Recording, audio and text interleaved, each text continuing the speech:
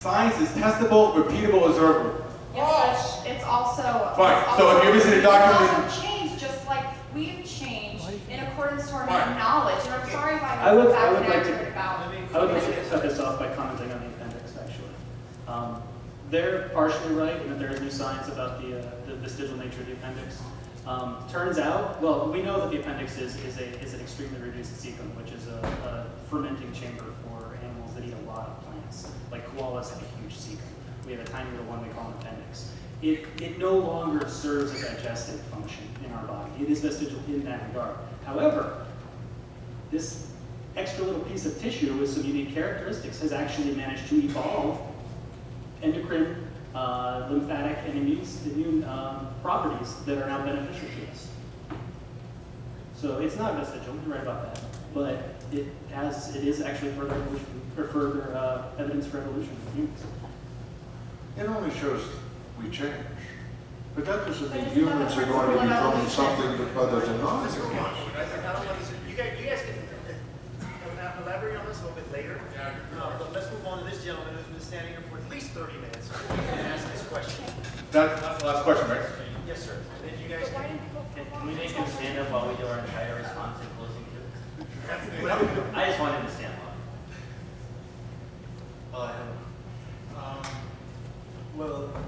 There is one thing that I've been wondering.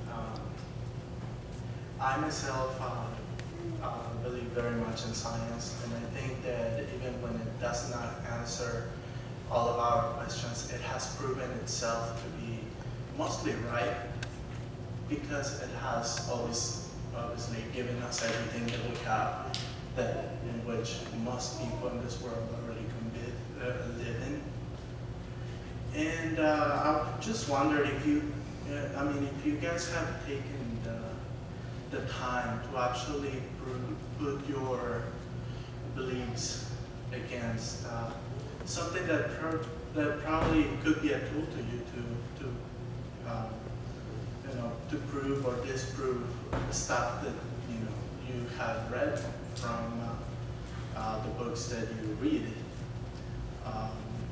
By example, I know that in the Christian religion, they say that once upon a time there was global flood, right? And I mean, that's pretty easy to figure out. We have a pretty close estimate to how much water there is in the world and how much surface. And obviously, we know that even there are seas and that have precipitate, that have what would you call it? Holes, basically, that can collect more water than other parts and stuff like that. Is that even physically possible? What's the question again now? Is there enough water in the world to actually cause such things? Yeah. First of all, I apologize for raising my voice earlier to you, number one. Second of all, there's 350 million cubic miles of water in the ocean, okay? If you took a shovel and you started shoveling next millennium, you would shovel all the earth into the ocean, you would have about 1.7 miles of water deep covering the whole earth, okay? So the point is that, yeah, there's plenty of water to justify a global flood, right? Because we would both agree, Drew, Joe, and I, that mountains, the height of the mountains now is not what they always were.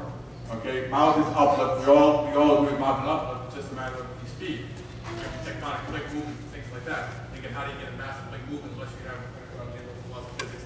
The point is that there's plenty of water to cover the ocean and to cover the cover Earth. Number one. And second of all, I'm not against science. I want to clarify that to people. I love science, okay? I think the issue here, though, is not, hey, science puts a man on the moon and allows us to have this incredible technology, so we're not against science. Let's clarify that. The point is that evolution is about operations.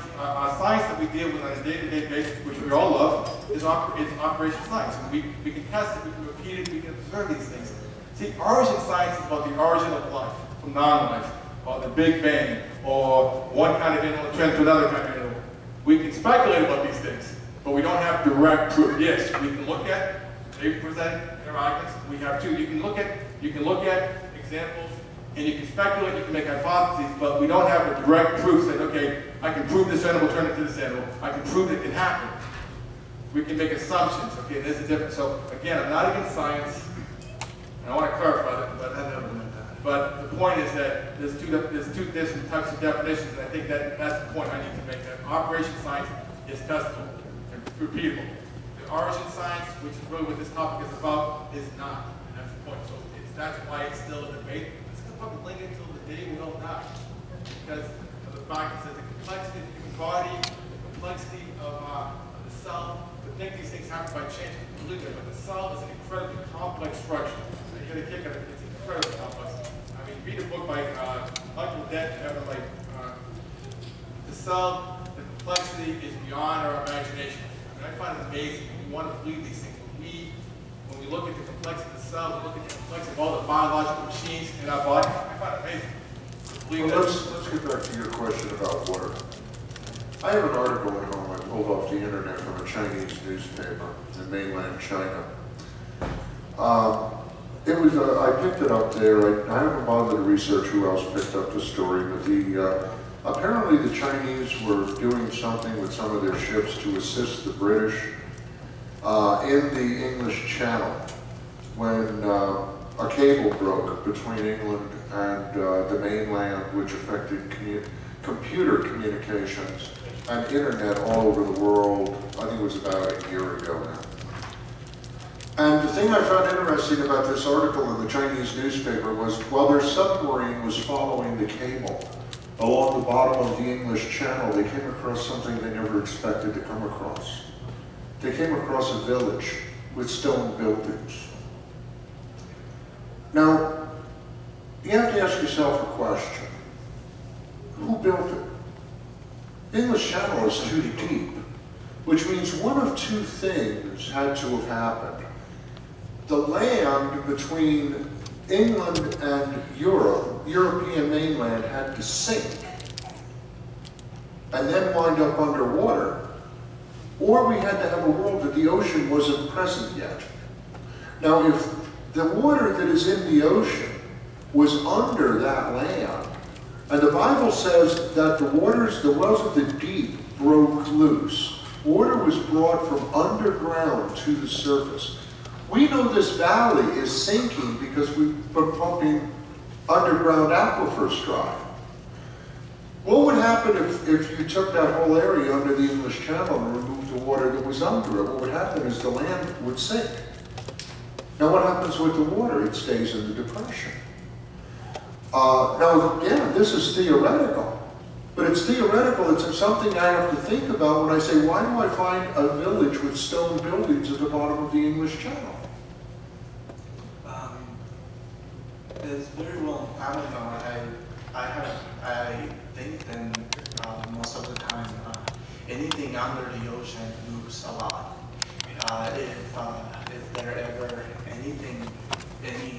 if there ever Atlantis even existed, it will probably be under so much sand, under so many things. Well, I have another question. Could you do me a favor, please? Can you ask that just as we're kind of milling around, because we're kind of done at this point. So I don't really know a response we can pose against some of your Chinese tabloid suggests. I don't know. You may want to look at other sources and see if that boy built that town.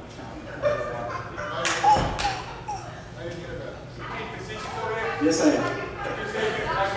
I said that you may want to see if Bat Boy built that town. Bat Boy? Yes. You guys, thank you for coming.